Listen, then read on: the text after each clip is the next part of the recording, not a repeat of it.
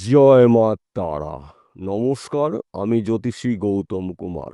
আজকের আলোচনার মূল বিষয় আগামীকাল 9 জুন সোমবার 2025 থেকে 100 দিনের মধ্যে এই 5টি রাশি রাহুর প্রভাবে প্রভাবশালী হতে চলেছেন।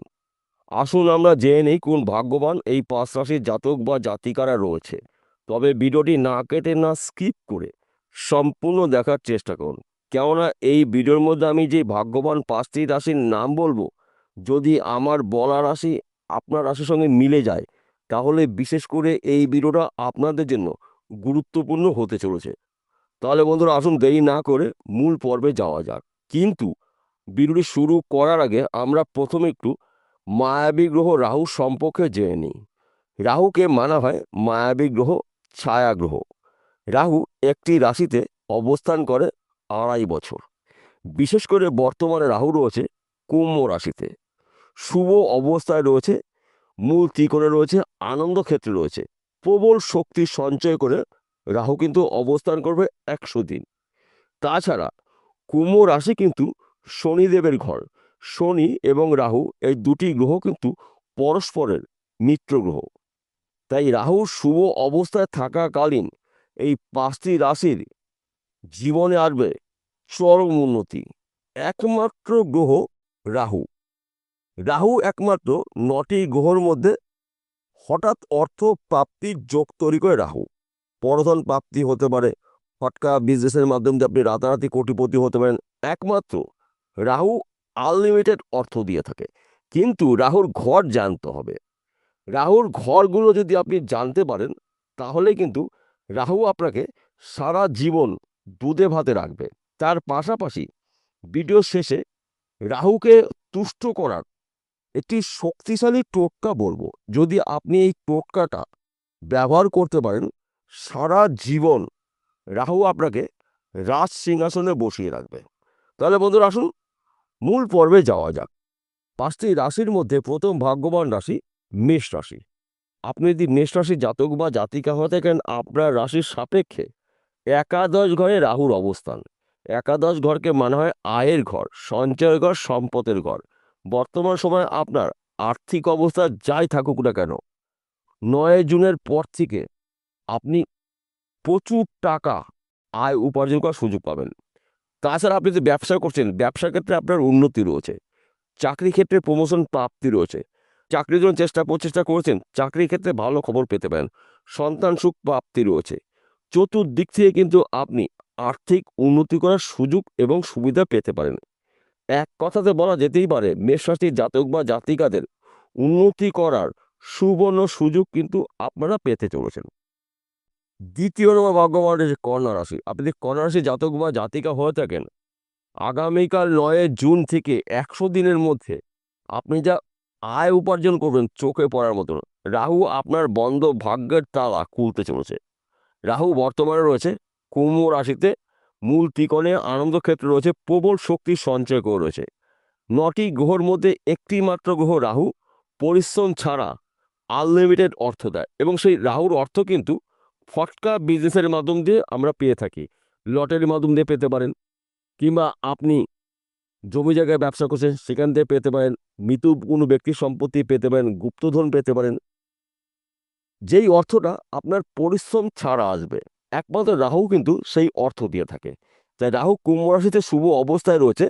শুভত্বগুলো কিন্তু আপনারা পেতে চলেছেন। আপনারা অ্যালার্ট থাকুন, প্রস্তুত থাকুন, তৈরি থাকুন।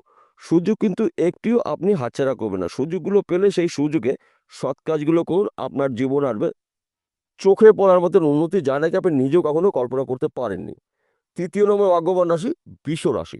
আপনি যদি বৃষ রাশির জাতক বা জাতিকা হয়ে থাকেন, আগামীকাল 9 জুন সোমবার 2025 থেকে 100 দিনের মধ্যে আপনি যা আয় করবেন, যা উন্নতি করবেন চোখে পড়ার মতন। এক কথাতে বলা যেতে পারে, আপনি ব্যাংকে টাকা রাখার মতন আপনার পরিস্থিতি হতে পারে। 9টি গ্রহের মধ্যে একমাত্র গ্রহ রাহু আনলিমিটেড অর্থ দেয়। যেহেতু রাহু রয়েছে আপনার রাশির সাপেক্ষে দশম ঘরে, কর্মের ঘরে, কেরিয়ার ঘরে। কর্মক্ষেত্র আপনার শুভ।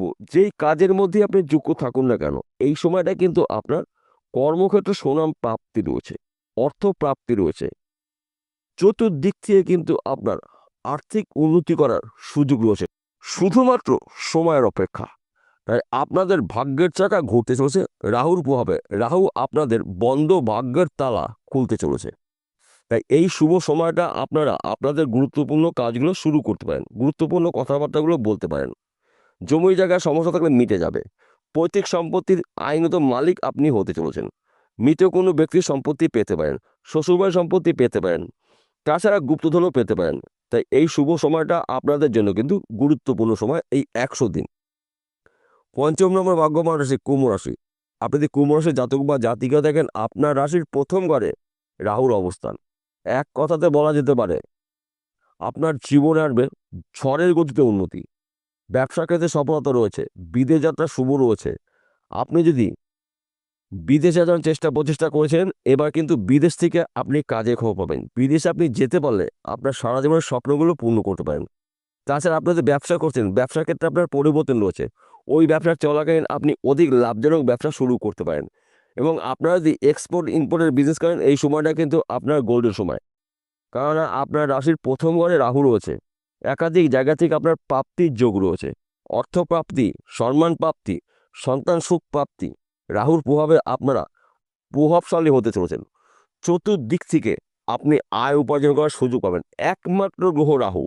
রাহু রয়েছে কুম্ভ রাশিতে, মূল ত্রিকোণে আনন্দক্ষেত্র রয়েছে, প্রবল শুভ শক্তি নিয়ে রয়েছে। কুম্ভ রাশি শনিদেবের ঘর, শনির সঙ্গে রাহুর সাথে পরম মিত্রতা রয়েছে। তাই বিশেষ করে রাহুর শুভ প্রভাবে এই 5টি রাশির ব্যক্তি বিশেষের স্বপ্নগুলো পূর্ণ হতে চলেছে। তার পাশাপাশি আরেকটি কথা বলছি, আমি প্রত্যেকটা ভিডিওতে বলি, আজকেও বলবো আপনাদের ভালোর জন্য। দেখুন, এই 5টি রাশি জাতক বা জাতিকেরা পৃথিবীতে লাখ লাখ কোটি কোটি রয়েছে, সবার জন্য কিন্তু একই ফলাফল নাও হতে পারে। কেন হবে না? আপনার জন্মকুণ্ডলী অভিজ্ঞ জ্যোতিষ দিয়ে বিচার করে নিন। যদি আপনার জন্মকুণ্ডলীতে রাহু শুক্র ভাগ্যভাব শুভ থাকে, তাহলে আপনি 100 দিনের মধ্যে রাজ করতে চলেছেন। আর যদি আপনার জন্মকুণ্ডলীতে রাহু অশুভ থাকে, কিংবা শুক্র অশুভ থাকে, কিংবা ভাগ্য দোষ থাকে, তাহলে কিন্তু উন্নতি করার ক্ষেত্রে আপনাদের বাধা সৃষ্টি হতে পারে। আর যখনই বাধা সৃষ্টি হবে, যখন কোনো পরিবর্তন হবে না আপনার জীবনে, আপনার মধ্যে কিন্তু তখন ভুল ধারণা সৃষ্টি হতে পারে। আপনার জন্মকুণ্ডলী অভিজ্ঞ জ্যোতিষ দিয়ে আপনারা বিচার করে নিন। যদি আপনার জন্মকুণ্ডলীতে রাহু অশুভ অবস্থা থাকে, তাহলে কিন্তু আপনি উন্নতি করার ক্ষেত্রে বাধা আপনার হতে পারে। তাহলে আপনাকে কী করতে হবে? আপনার জন্মকুণ্ডলী অভিজ্ঞ জ্যোতিষ দিয়ে বিচার করে নিন। যদি আপনার জন্মকুণ্ডলীতে রাহু শুভ অবস্থা থাকে, তাহলে কিন্তু আপনি শুভত্বগুলো 100% পেতে পারেন। আর যদি রাহু অশুভ অবস্থা থাকে, তাহলে কিন্তু আপনি উন্নতি করার ক্ষেত্রে বাধা আপনার হতে পারে। আর যখনই বাধা সৃষ্টি হবে, তখন কিন্তু আপনার মধ্যে জ্যোতিষ সম্পর্কে ভুল ধারণা আসতে পারে। তাই এই বিষয়গুলো আপনাকে আগে জানতে হবে। সবার শেষে 2টি টোটকা বলবো। এই 2টি টোটকা যদি আপনি করতে পারেন, সারা জীবন আপনি রাহুর প্রভাবে দুধে ভাতে থাকতে পারবেন। প্রথম টোটকা, প্রতিদিন স্নান করে আপনার কপালে একটি চন্দনের টিপ ধারণ করুন এবং নাভিতে শ্বেত চন্দন। রাহু যদি আপনার জন্মকুণ্ডলীতে অথবা আপনার হস্তরেখায় অশুভ অবস্থা থাকে, রাহু কিন্তু শুভ অবস্থা থাকবে। যদি আপনার সম্ভব না হয়, তাহলে বাজার থেকে একটি চন্দন কাঠ আপনি সংগ্রহ করুন।